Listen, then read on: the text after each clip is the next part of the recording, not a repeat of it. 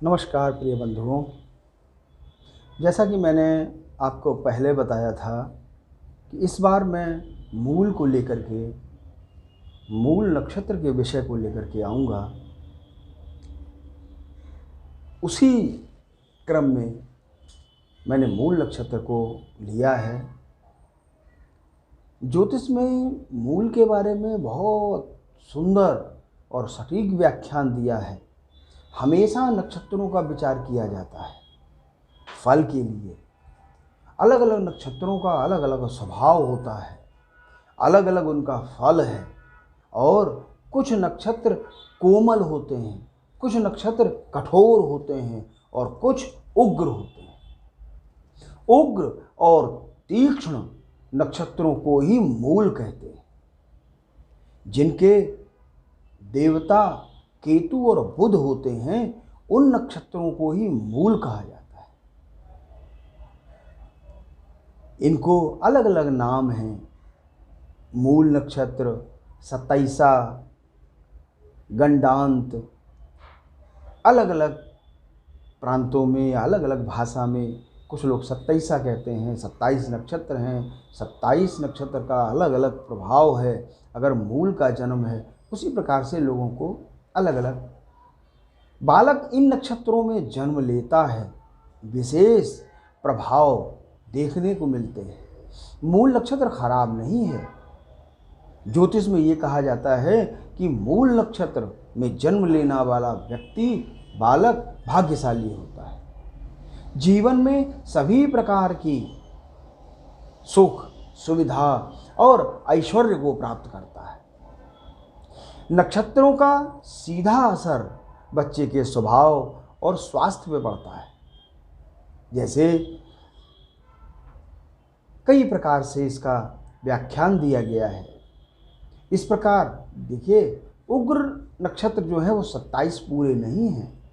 उसमें से 6 नक्षत्र जो हैं वो उग्र नक्षत्र हैं, जिनको मूल भी कहते हैं। अब उन नक्षत्रों में अश्विनी, ज्येष्ठा, श्लेषा, मघा, मूल, रेवती, ये अन्य 6 नक्षत्र हैं। मूल, ज्येष्ठा, श्लेषा ये नक्षत्र मूल नक्षत्र हैं। और अश्विनी, रेवती, मघा ये सहायक मूल नक्षत्र हैं। ये जानना आवश्यक है कि मूल नक्षत्र और सहायक मूल क्या है। जिनका स्वामी केतु है वो पूर्ण मूल नक्षत्र हैं, और जिनका स्वामी बुध है वो सहायक मूल नक्षत्र है। बालक का जन्म इसमें होता है तो बालक के स्वास्थ्य की स्थिति संवेदनशील हो जाती है। उसके स्वास्थ्य के प्रति एक विचारणीय विषय हमेशा रहता है।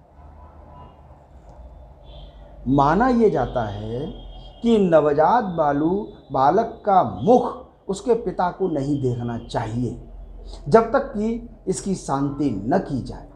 इसीलिए इसको सत्ताईसा बोलते हैं। नियम तो ये है कि क्षौर कर्म भी पिता को नहीं कराने चाहिए। क्यों? बालक का जन्म आपके कुल, गोत्र और आपके परिवार में हुआ है, तो इसका मूल रूप से जो दोष है वो पिता को लगता है।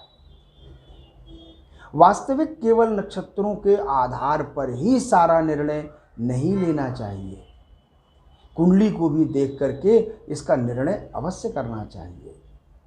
अगर बच्चे का जन्म, नक्षत्रों को किन किन बातों का ध्यान रखना चाहिए, सबसे पहले तो ये देखिए कि बच्चे का स्वास्थ्य कैसा रहे। समस्या हो सकती है या नहीं हो सकती है, तो मूल नक्षत्र से पहले माता पिता की जन्मपत्री देखनी चाहिए।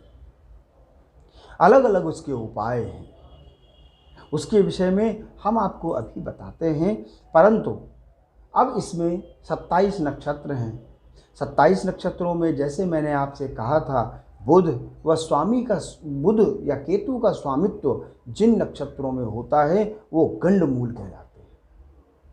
जैसे अश्विनी का केतु, अश्विनी कुमार श्लेषा का सर्प बुध, मघा का केतु और पितृ, ज्येष्ठा का स्वामी बुध और इंद्र, और मूल का स्वामी केतु और राक्षस, रेवती का स्वामी बुध और सूर्य।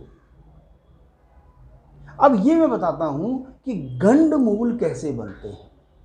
गंड मूल ऐसा थोड़ी नहीं है कि हर मूल नक्षत्र गंड है। नियम यह है कि एक नक्षत्र और राशि परिवर्तित हो रही हो और दूसरी राशि और नक्षत्र मिलाप हो रहा हो तो उस मिलाप को गंड कहा जाता है। और जैसे यदि कर्क राशि में श्लेषा नक्षत्र की समाप्ति हो रही है और मघा नक्षत्र आ रहा है, सिंह राशि का प्रारंभ हो रहा है, उस उदय में गंड श्लेषा को माना जाएगा, मघा को नहीं माना जाएगा। मघा मूल संज्ञक नक्षत्र कहा जाता है, परंतु अश्लेषा गंड मूल का संज्ञा उसको दी जाएगी।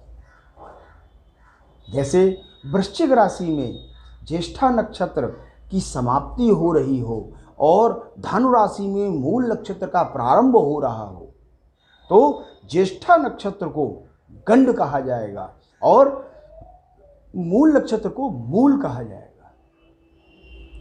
केवल ये कह देने से कि ये 6 नक्षत्र हैं तो गंड मूल होगा, ऐसा निश्चित नहीं है। जैसे रेवती नक्षत्र और मीन राशि का उत्तरार्ध हो और मेष राशि अश्विनी नक्षत्र का प्रारंभ हो तो रेवती गंड नक्षत्र कहा जाएगा और अश्विनी मूल नक्षत्र कहा जाएगा। क्यों होता है गंड मूल नक्षत्र दोषकारी? क्यों दोषकारी? प्रभाव क्यों ज़्यादा है? नक्षत्रों में लग्न की राशि की संधि काल को सबसे अशुभ माना जाता है। गंड मूल नक्षत्र में संधि नक्षत्र होते हैं, जातक का अशुभ प्रभाव पड़ता है। गंड मूल के नक्षत्रों के देवता भी उस नक्षत्र में अच्छा प्रभाव नहीं देते। जैसे ये नक्षत्र कर्क, मेष, कर्क, सिंह, वृश्चिक, धनु और मीन, इन राशियों का प्रारंभ और अंत होता है। काल पुरुष के अनुसार इन राशियों का प्रभाव शरीर पर, मन पर, बुद्धि पर, आयु पर, भाग्य में और अन्य अन्य जगहों पर पड़ता है। गंड मूल का प्रभाव भी इन्हीं के ऊपर देखने को भी मिलता है। गंड मूल के प्रभाव बच्चे के परिजनों के ग्रहों की जन्म पत्र में ग्रहों के शुभ ग्रहों की जो फल की प्राप्ति है उसमें वह कमी करता है। हर प्रकार से बाधाएं उत्पन्न होती हैं। यहाँ तक कि नक्षत्र अगर भाई बहन माँ पर अगर कष्टप्रद है तो उनके जीवन पर भी बाधा उत्पन्न होती है। इस प्रकार से अन्य अन्य दुर्घटनाएं भय बनता है, भाग्यहीन हो जाता है। गंड मूल की शांति के विषय में 27वें दिन जिस नक्षत्र में उसकी उत्पत्ति हुई है लौट करके उसी नक्षत्र में उसकी शांति की जाए, शांति करनी चाहिए। ये पूर्ण रूप से कहा गया है क्योंकि ये समस्या काल, देश, व्यक्ति और तथा नक्षत्र की पीड़ा के अनुसार कर्मकांडी विद्वत ब्राह्मणों के द्वारा वैदिक रीति से पूजा पाठ का प्रावधान कई जगह दिया हुआ है। हमारे विद्वत भाईजन जानते हैं इस कर्मकांड को किस प्रकार से करना चाहिए। क्यों? ब्राह्मणों से मुख, ब्राह्मण भगवान का मुख है। ब्राह्मणों के द्वारा की हुई क्रिया, मंत्र, जाप इस नक्षत्र के जिस नक्षत्र में बच्चे का जन्म है, मूल नक्षत्र है, शास्त्र ये कहता है पहले उसका 27,000 कम से कम उसका जाप कराया जाए। दशांश जाप कराने के बाद फिर उसका मूल शांति की जाए, क्योंकि जितना विस्तार से इसका परिहार किया जाएगा बच्चे के जीवन में उतना ही प्रभावकारी रहेगा। क्यों? हर एक नक्षत्र का अलग अलग प्रभाव है। अगली कड़ी में मैं इसी मूल नक्षत्र को लेकर के चलूँगा, क्योंकि अभी इसमें बहुत सी विधियाँ और बहुत सी बातें बताना आवश्यक है कि किस नक्षत्र में किस किस के लिए कौन कौन सा चरण, माँ के लिए, पिता के लिए, बहन के लिए, भाई के लिए, ये सारी बातें मैं आपसे विस्तार पूर्वक अगली कड़ी में कहूँगा। इसलिए आप लोग हमसे जुड़े रहिए। नमस्कार।